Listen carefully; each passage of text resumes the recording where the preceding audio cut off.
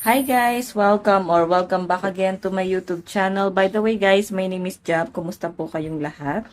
So, hayan po, maraming salamat po pala sa walang sawang pagsubaybay sa atin pong daily love reading. And kung ikaw ay bago pa lang sa ating channel, mag-subscribe na po kayo. Then, i-click mo na rin yung ating notification bell para lagi kang updated sa ating mga bagong upload. So guys, titignan natin kanino bang love reading itong masasagap natin ngayon. Okay, kanina po ba itong love reading spirit guide?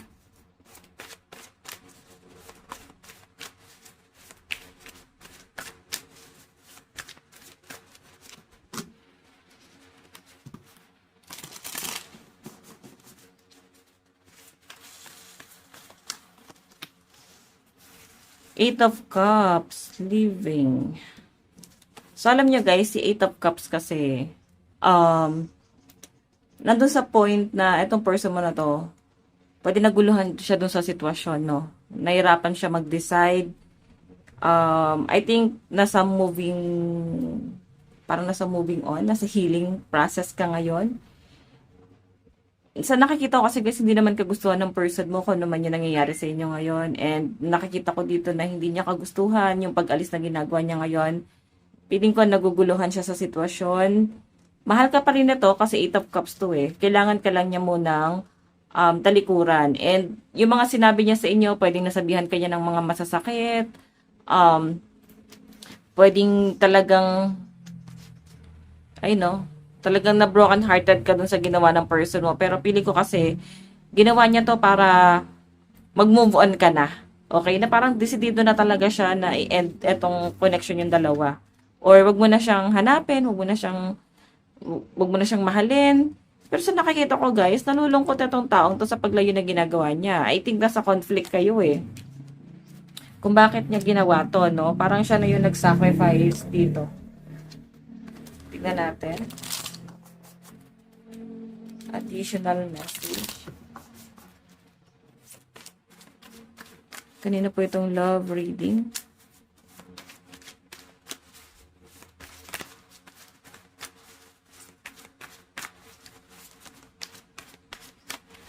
Meron tayong Two of Pentacles. Ayun, no, dahil sa mga responsibilidad niya to, guys, no?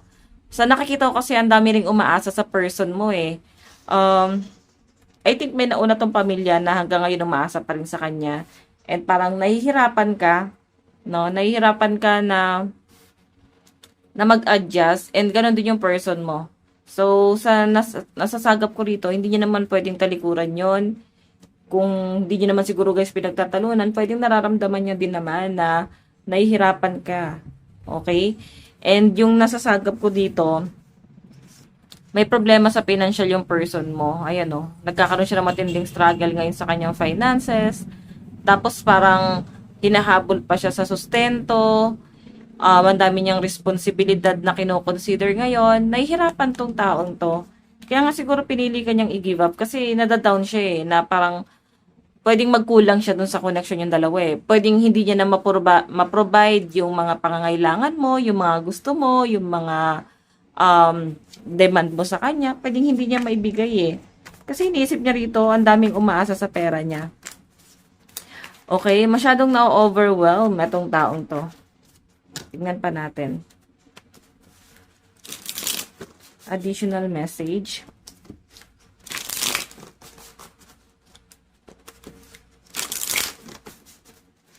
Kanino po itong love reading?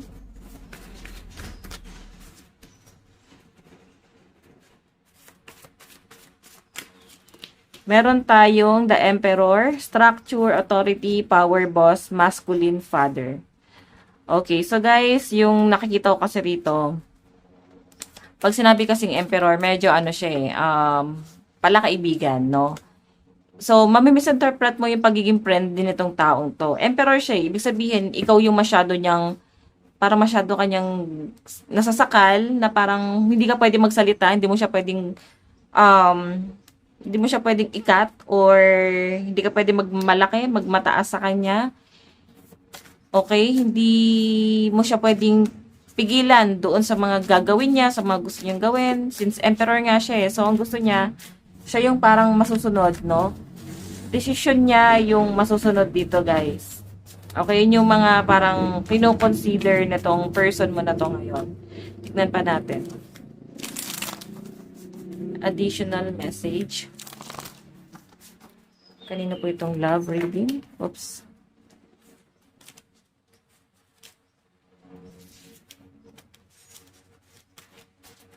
So, nakikita ko naman dito, guys, mahal ka naman ng person mo. Ang problema lang kasi sa kanya, guys, may mga desisyon siya dito na yun yung nagpapasaya sa kanya, bakit mo siya pipigilan? So, darating sa point na pwedeng hindi niya na sinasabi sa iyo yung mga desisyon niya. Basta gagawin niya na lang yung mga bagay na gusto niya na or magdedesisyon na lang siya sa sarili niya na hindi na siya hihingi ng opinion sa inyo. Okay, tingnan pa natin. Kanina po itong love reading.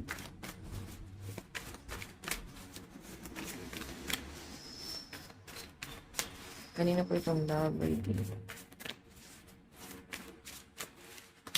Meron tayong Six of Pentacles, charity, sharing, giving, receiving, justice, and begging.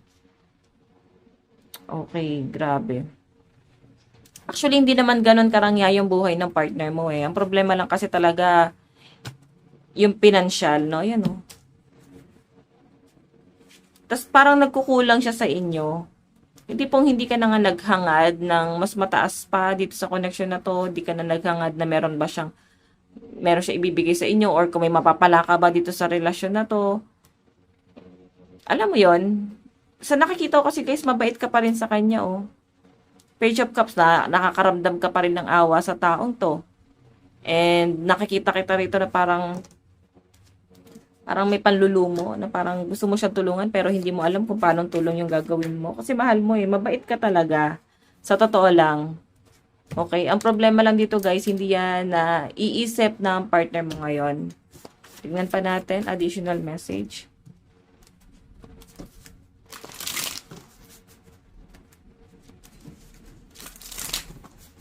Okay, additional message. Additional message.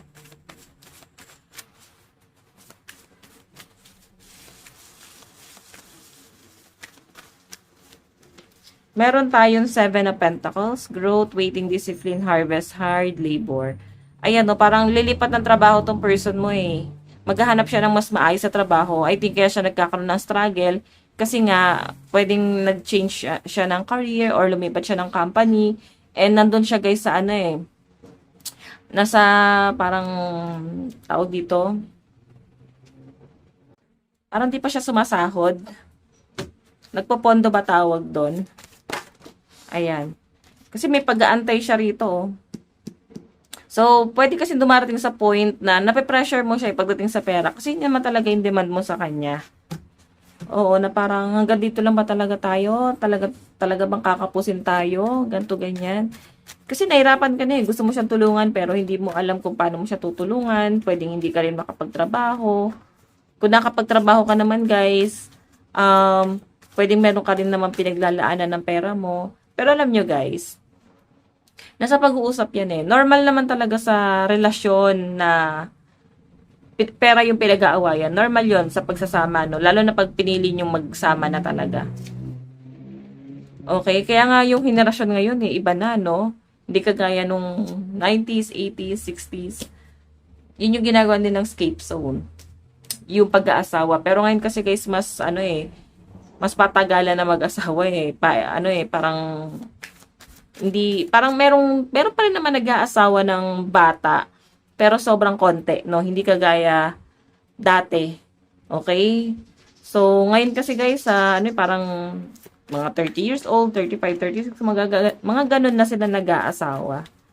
Okay? Sa panahon ngayon. So, again, kaya ko to nasasabi kasi pwedeng hindi nyo napagplanuhan, no? Nabigla kayo sa mga desisyon nyo hanggang sa parang dumating kayo sa ganitong matinding desisyon, no? Hindi ko naman nakikita na parang iiwan ka talaga niya. Totally, no? Pwede nasasabihan ka lang niya ng mga masasakit. Yung frustration niya sa inyo niya, guys, na ibabaling. sa inyo niya guys, nabubunton yung mga frustration niya, na hindi niya naiisip na meron ka rin naman pinagdadaanan. Okay na dapat kayo yung partner eh. Tingnan pa natin. Kanina po itong love reading.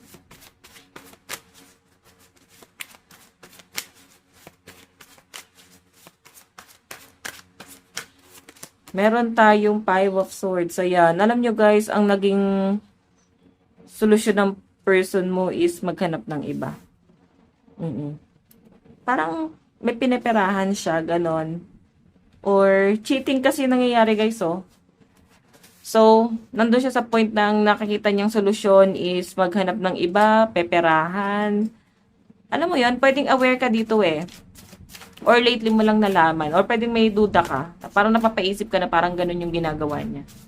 Okay? Then, hindi mo kinakaya kasi nare-realize mo, hindi mo naman siya nakilalang ganito eh. Okay? Hindi mo naman siya nakilalang tuso. Mabait naman siya. Maayos naman siya.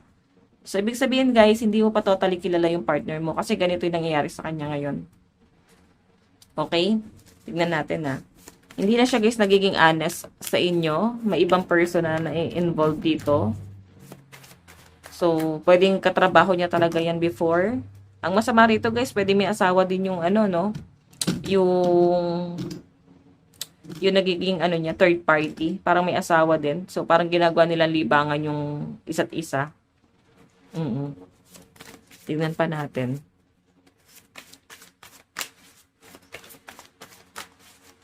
Kanino po itong love reading? Meron tayong judgment. Okay. So, guys, ito ha. Yung judgment kasi, parang marami na nagsasabi sa inyo na hindi na worth it yan. Katangahan na lang yung magstay ka dyan. Alam mo yon, parang ang dami na nagsasabi sa inyo na kung mawala ka na sa ganitong klase ng relasyon. Kasi ikaw lang yung nagiging kawawa. Ikaw lang yung nagmumukhang kawawa. Ikaw lang yung parang naghahabol. Ikaw lang yung parang nag-i-invest ng love dito sa taong to. Nag-i-invest ng time, effort.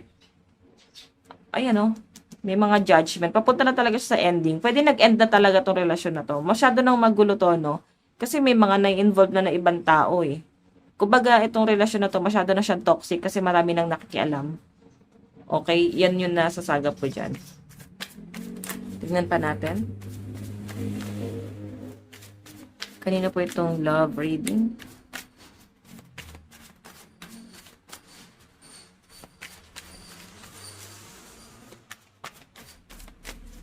Kanina po itong love reading. Meron tayong Six of Swords, transition, movement, change, travel, moving on. Okay.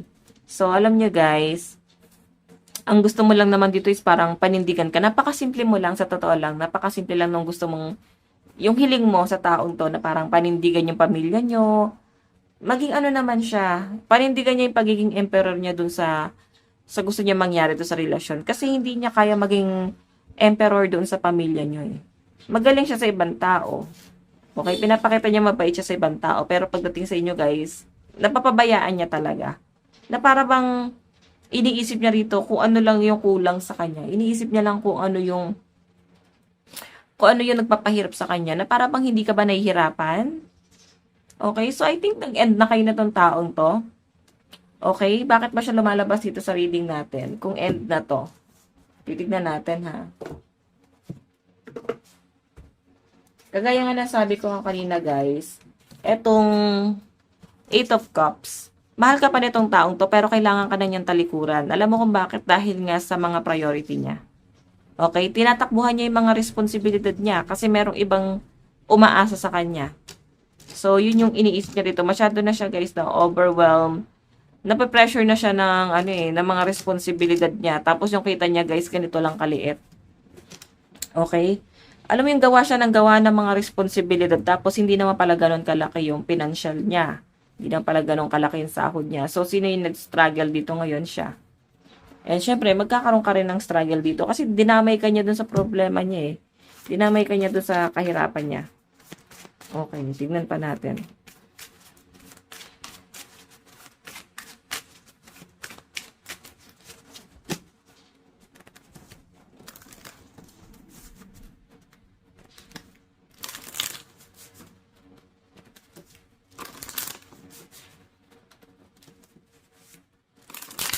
Okay, kanina po itong love reading, additional message po.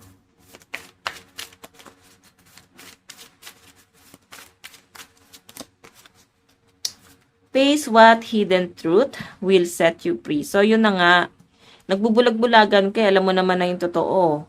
Pinahirapan ka na ng person mo, may third party na. May mga judgment na, oh. Pwedeng hindi mo kasi nakikita eh, kaya ibang tao na yung nagsasabi sa inyo ng mga bagay na hindi mo nakikita. Nakikita mo pero bulag-bulagan ka. Nararamdaman mo pero lagi mong iniisip is parang na-appreciate mo pa rin kasi itong taong to. Ganun yung nasasagap ko dyan. Actually, nagiging selfish tong partner mo eh. Pero mahal ka niya. Nagiging selfish lang talaga siya kasi hindi niya na pala talaga kaya. Bumibitaw na talaga siya. Hindi ka na niya sinasama doon sa pagbitaw na yon. Hindi ka niya sinasama doon sa ano eh. Sa pag-angat niya. Ayaw ka na niyang itama, no? Kung may pag-angat nga bang nangyayari. Okay? Isipin nyo kasi sinaktan ka na niya tapos may ibang tao pa siyang ginagamit. So, tingin nyo walang karma dyan. Kakarmahin at kakarmahin din to guys, no? Possible na ngayon pa lang to nangyayari or pwedeng months pa lang itong issue nyo na to. And until now, ramdam na ramdam mo pa rin. Yung iba naman sa inyo guys, pwedeng hindi pa naman kayo totally family. Pwedeng fiancé mo. Pero may iba kasing na-involved, no? Lumisya ng landas, tapos ikaw, pwede ikaw talaga yung nagpo-provide sa family niya. Or sabihin na natin guys, tumutulong kahit papano. Okay, so meron tayong love shouldn't feel this heavy. Ayan o, medyo nabigatan daw siya guys talaga. Hindi niya na kayang panghawakan pa tong pagmamahal niya sa inyo kasi talagang mabigat na para sa kanya. Okay, ramdam na ramdam niya na eh. And I think nararamdaman mo rin. Tignan natin. Additional message. Kanina po itong love reading. Kanina po itong love reading. I feel alone even when we're together. Diba? Kahit kasama mo tong taong to, hindi mo siya maramdaman. Hindi nyo na maramdaman yung isa't isa. Kasi syempre, paano mo naman ipaparamdam yung love? Eh siya nga, hindi niya pinaparamdam sa inyo eh. 'Di ba? Hindi niya nga pinaparamdam sa inyo na nandiyan siya, na nakasupport siya sa inyo. So, ikaw kahit gusto mo iparamdam sa kanya, eh mas nararamdaman mo yung masakit eh. Mas nararamdaman mo na sinasaktan ka niya. Okay? So, hindi ka para magpaka-plastic sa taong to. Hindi niyo na maramdaman yung isa't isa. Masyado na yung mga struggle, conflict na nakikita ko dito. Again, meron tayong I'm lost in this uncertainty. Ayan. So, guys, alam nyo, medyo nalilis ng landas talaga tong person mo. Okay? Pwede kasi na barkada eh. Sa trabaho, pwede na barkada. Nagkahawa-hawahan kasi pwedeng may mga ganong history talaga. May mga cheating issue talaga sa trabaho. Then, parang itong person mo, nahawa to. Kasi ganun yung ano eh, environment na meron siya eh. Na-absorb niya, no? Tignan natin.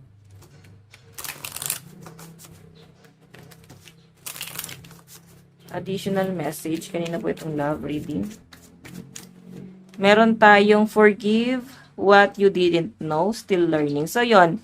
Alam nyo guys, medyo nasa ano ka pa nasa proseso ka pa eh. Nag-move on pa yung iba sa inyo. Medyo mahirap pa para sa inyo na mag-move on. Medyo struggle ka pa dito sa pinapakita sa akin. Pero ang sinasabi kasi rito guys, makaka-recover ka kung patatawarin mo na yung taong yan. Pero hindi mo na para sabihin pa sa kanya. Okay, patawarin mo na lang para sarili mo, para maka-recover ka na, para makausad ka na. Kahit hindi siya humingi ng tawad sa inyo. I-release mo na yung yung sakit, i-release mo na yan, no? Yung baggage na dala-dala mo ngayon, i-release mo na yan. Okay? Para hindi ka na mag-struggle pa. So, hayaan mo na siya. Kasi once na kanilimutan mo tong taong to, guys, mas mabilis yung karma. Kasi na-manifest mo. Okay? Na-manifest mo. Kasi ganun nag-work yung manifestation, guys. Yung tipong may gusto kang mangyari or kiniklaim mo na doon sa tao yun, then after that, kakalimutan mo na. Okay? I think gagana yung manifestation mo na yan. Para sa taong to. Titignan natin ha. Lumalabas pa rin siya sa reading mo. I think maraming single ngayon dito. Tingnan pa natin. Ano yung nararamdaman ng person mo sa'yo ngayon? Nararamdaman niya sa inyo ngayon.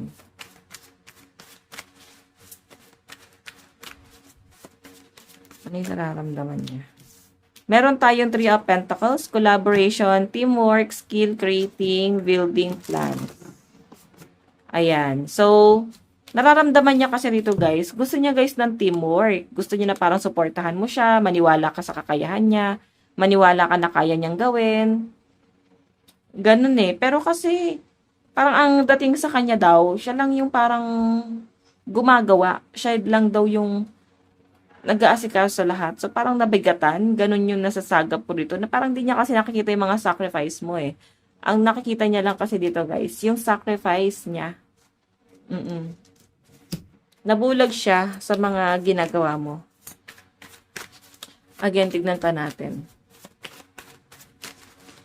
Meron tayong Ace of Pentacles, new job, new financial opportunity, windfall, wealth. So, ito naman guys, Ace of Pentacles kasi, may opportunity pala na pumapasok sa'yo. Maraming opportunity, no? Nakikita ng person mo yon. Okay? And, feeling niya, bakit parang minamalas ka ngayon? Feeling niya, bakit parang wala naman nangyayari sa inyo? Ba't hindi ka naman nag-i-improve? Wala namang, ba't parang walang swerte pumapasok sa inyo? Tanungin mo rin yung sarili mo, baka kasi siya yung malas eh. Malay mo naman, di ba? Kasi mula nung dumating sa buhay mo tong taong to, guys, minalas ka na. Pati yung swerte mo, guys, hindi na pumapasok sa buhay mo. Okay? Pero mararamdaman mo naman yan eh. Once na i-give up mo tong taong to, parang tuloy-tuloy na yung blessing sa inyo.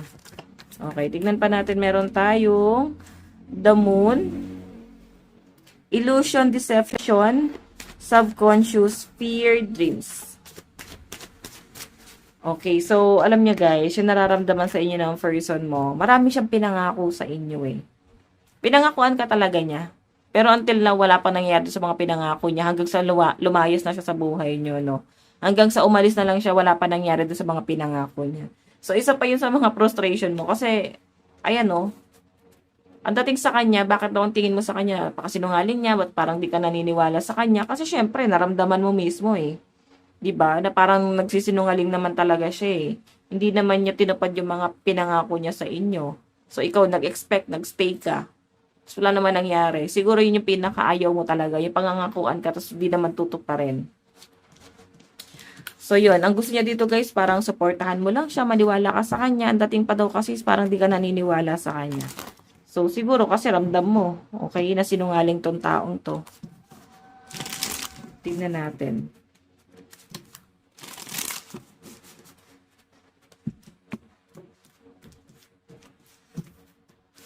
Okay. Ano naman ang nakikita sa'yo ng person mo? Paano kanya nakikita ngayon? Ano yung tingin niya sa inyo? Meron tayong Wheel of Fortune, luck, change, movement, shift, improvement, and fate. So, nakikita kanya. Etong ending na nangyari sa inyo, guys, ramdam na ramdam niya. Kitang-kita niya yung success na nangyayari sa buhay mo ngayon. Okay? Nakikita niya na parang may pagbabago nangyayari sa pamumuhay mo ngayon. Yan, isa pa to sa pinakamalaking regret ng person mo ngayon. Yung pinakawala niya talaga ito toong ginto. Okay? Pinakawalan ka niya eh. Hindi kasi siya nagtiwala. Hindi ka kasi niya sinuportahan. Pero kung sinuportahan ka kasi ng person mo dun sa gusto mong gawin, 'di ba? Kung sinuportahan ka niya, sana parehas kayong magaan ng buhay, nagtutulungan kayo, masaya sana kayo ngayon. Kaso hindi wala na siya sa buhay mo nung naging magaan yung pamumuhay mo. Nakikita niya nagkaroon ng movement sa buhay mo ngayon, nagkakaroon ng pagbabago. Paano kanya nakikita? Nagiging matalino ka na ngayon, hindi ka na katulad ng dati, sobrang layo mo na sa dati. Mas naging matalino ka ngayon, mas naging logical ka ngayon. Okay, meron tayong 4 of Swords, rest, recovery, meditation, planning, healing, and retreat. So guys, yung pinapakita kasi sa akin dito, parang, ang dating, naka-move on ka na ba agad? Wala ka na ba agad nararamdaman sa akin? Parang ganun. Kasi hindi mo na siya iniisip dito guys naka-recover ka na agad Okay? Pero alam nyo guys, ituloy-tuloy mo na yung buhay mo nang wala siya. Okay, isipin mo na lang nung nagkakaroon ka ng struggle, siya nagpapakasasa sa iba, masaya siya sa piling ng iba, in-enjoy niya yung buhay niya, di ba? Tapos ikaw, matindi yung pinagdadaanan mo kasi iniwan ka niya. So, isipin mo na lang yun guys, no? Tignan pa natin.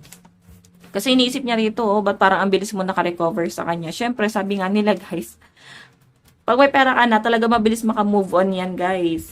Pag maayos na yung hanap buhay mo, talaga makaka-move on at makaka-move on ka na yan. Okay? Kasi, alam mo yon yung, pwede kasing nakakapag-travel ka na, yung mga frustration mo, pwedeng nabibili mo na. Diba? Okay. So, tignan pa natin, ano yung hakbang na gagawin na itong taong to. Okay, ano yung magiging plano niya? Ano yung plano na itong taong to? Meron tayong Queen of Wands, creative, passion, power, courage, firepower.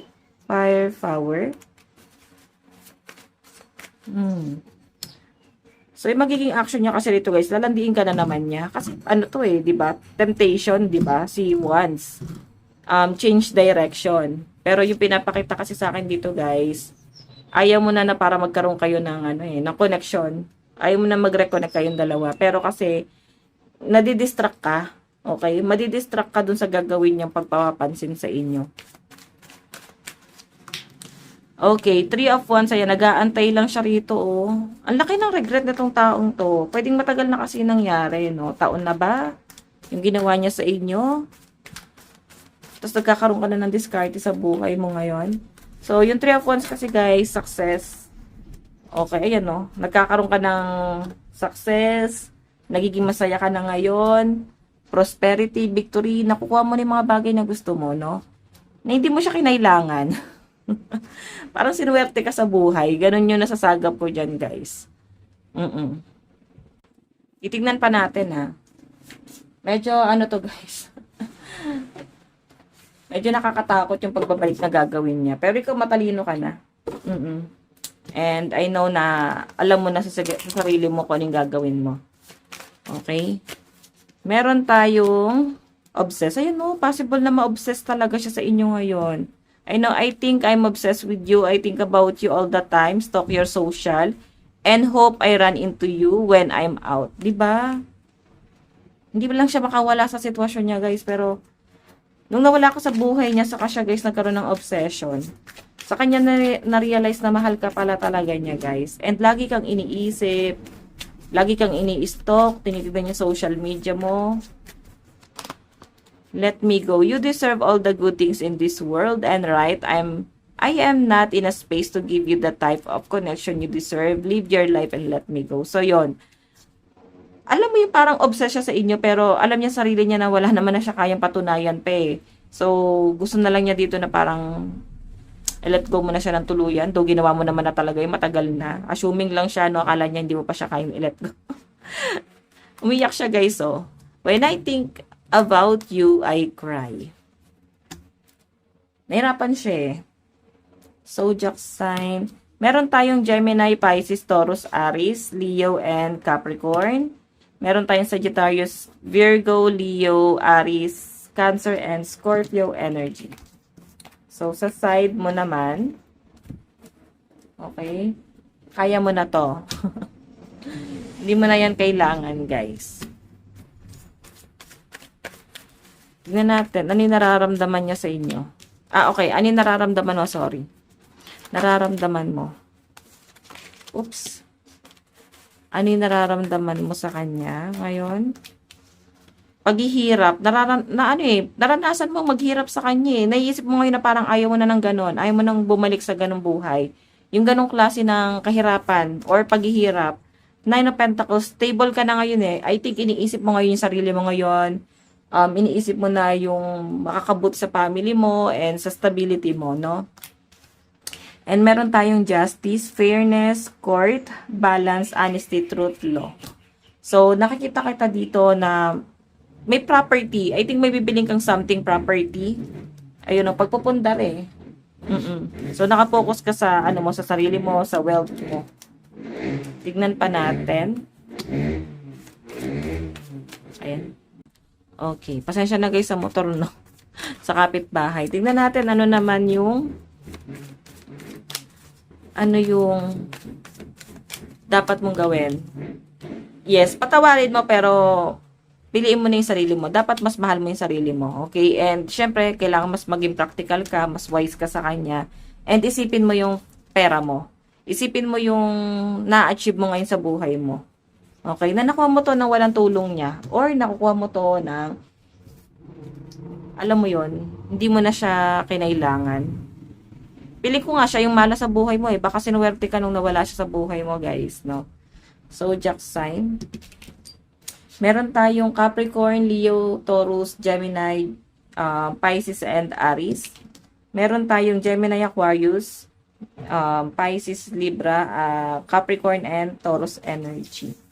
Okay, pero dito kasi malakas yung Capricorn, Taurus, Virgo, and water sign, Cancer, Pisces, Scorpio. Okay, so in the near future, diba? Ay no, possible na i-gaslight ka niya. Kasi yun na lang yung kaya niyang gawin, no? I-gaslight ka. So guys, ito lang po ang inyong daily love reading. Bukas po ulit. God bless and love you all. Bye-bye.